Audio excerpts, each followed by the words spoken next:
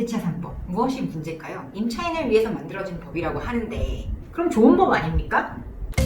다른 방법 가해자를 특정하고 범죄 사실 부동산 전문 변호사 해결사 쪼변입니다.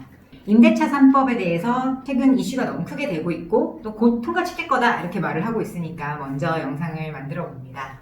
임대차 3법은 우선 세 가지를 골자로 하고 있는데요. 첫 번째, 전월세 신고제입니다. 지금은 매매가만 신고하도록 돼 있잖아요. 근데 이제 임대차도 전세나 월세도 얼마로 계약을 했다, 누구랑 누가 계약을 했다라는 거를 국가에 신고하게 만들겠다. 그게 첫 번째고요.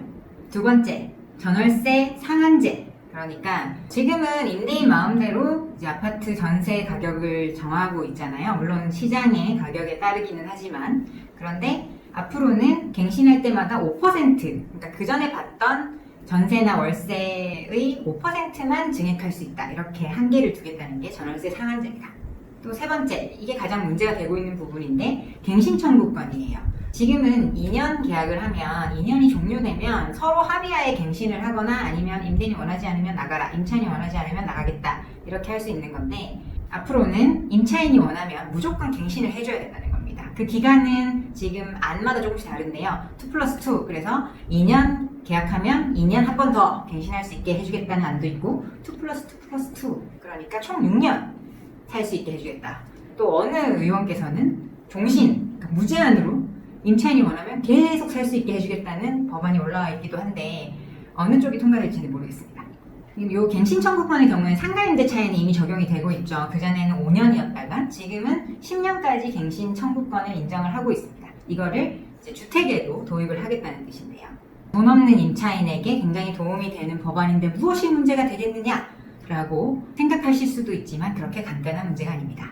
일단 이렇게 갱신 청구권을 마구 인정하게 되면 임대인들이 자신의 재산권, 그러니까 이 집을 어떻게 활용할지에 대한 재산권에 큰 침해를 당하게 됩니다. 그렇다면 임대인 입장에서는 무조건 법에 정해져 있는 상한선만큼은 다 올릴 겁니다. 2년 만료 후에 갱신할 때 5% 올릴 수 있으니까 연 2.5%는 무조건 계속 오른다고 보시면 돼요. 안 올리고 유지하고 싶어도 그 다음번 또 임차인이 들어왔을 때도 계속 이 법이 적용이 된다면은 임대인 입장에서는 미래 가치를 생각해서 매번 갱신 때마다 5%씩 안 올릴 수가 없는 거죠. 계속 상승할 겁니다. 누구나 전세나 월세로 가고 싶은 지역이라면은 이제 상한이 되어 있고 가격은 정해져 있으니까 서로 그 집에 임차를 들어가고 싶어 하겠죠. 그러면 일본이나 이제 다른 나라들처럼 임대인이 임차인에게 면접 보게 될지도 몰라요.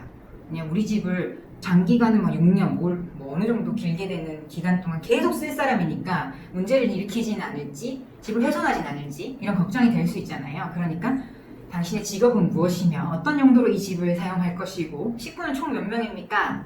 뭐 이런 인생 계획 같은 거를 물어보는 면접을 보게 되는 웃지 못할 상황이 벌어질 수도 있습니다. 가장 큰 문제는 전세 제도가 이제 거의 사양화될 거라는 점입니다. 전세라는 제도는 우리나라에만 유일하게 존재하고 있는 제도인데요. 전세는 어쨌든 보증금을 맡겨놨다가 전해를 다시 찾아가는 구조이기 때문에 서민들이나 돈을 이제 모아야 되는 사회 새내기들이 자기 월급은 그대로 저축을 하고 이제 보증금은 보증금대로 집에 맡겨놨다가 나중에 그 보증금에 자기가 모은 돈을 더해서 자기 집을 살 수 있는 꿈을 가지게 해주는 제도였습니다. 그런데 이제 이 임대차 3법이 통과하고 나면 임대인 입장에서는 전세가 굉장히 부담스러운 제도가 될 수 있겠죠. 전세는 어차피 돌려줘야 되는 돈이고 전세 보증금을 갱신 때마다 5%씩 올린다고 해서 임대인에게 굉장히 이득이 된다고 볼 수는 없어요. 그러니까 월세로 돌릴 겁니다. 뭐 반전세라든지 어쨌든 임대인은 자신이 입을 수 있는 손해를 보전할 수 있는 만큼 월세로 돌릴 것이고 임차인은 월급에서 계속 월세를 내야 되는 구조가 될 거예요. 임대인 입장에서 또 월세로 돌려야 되는 이유는 전세는 처음에 돈만 내면은 만기 시까지 돈을 주고받을 일이 없기 때문에 임대인 입장에서 이 중간에 계약을 해지할 권리가 생기지 않습니다. 그런데 월세의 경우에는 지금은 어떻게 돼 있냐면 상가는 3기, 그러니까 3번, 그리고 주택은 2번, 2기, 2번의 월세를 내지 않으면 계약을 해지할 수 있는 권리가 있어요. 그런 것도 담보해놓는 게 좋잖아요. 임대인 입장에서는 임차인이 돈이 없어서 월세를 2달에서 3달 정도만 연체하게 되면 계약을 해지할 수 있는 권리가 생기니까 전세를 월세로 바꿀 확률이 굉장히 높습니다. 그리고 뭐 무한정 가능하다 이렇게 법을 만약에 만든다 그렇게 되진 않을 것 같지만 혹시나 만든다고 해도 집주인이 직접 들어가 살겠다고 하는 걸 막을 수는 없을 거예요. 집주인 입장에서는 이 임대차 관계를 모두 종료하고 싶을 때는 자신이 거기에 들어가는 방법을 쓸 수도 있습니다. 큰 쟁점이 되고 있는 게 이 법을 소급하겠다는 겁니다. 그러니까 소급이 뭐냐면 이 법이 시행된 다음에 새롭게 체결되는 임대차 계약에만 이걸 적용시키는 게 아니고 현재 이미 법률관계가 완성돼 있는 과거에 계약을 해서 살고 있는 임대차에도 이걸 적용하겠다는 거거든요. 헌법상 보장되어 있는 실내 보호의 원칙, 소급 입법 금지의 원칙에도 위배될 수 있고 한 번에 이 세 가지 제도를 모두 시행했을 때 발생할 부작용 같은 것을 조금 더 정책적으로 연구를 해서 생각한 다음에 통과했으면 좋겠어요. 이거는 굉장한 경제학자가 아니더라도 충분히 예상할 수 있는 부작용들이 너무 많이 존재하고 있어요. 그건 임차인을 위한 것도 아니고 임대인을 위한 것도 아닐 것입니다.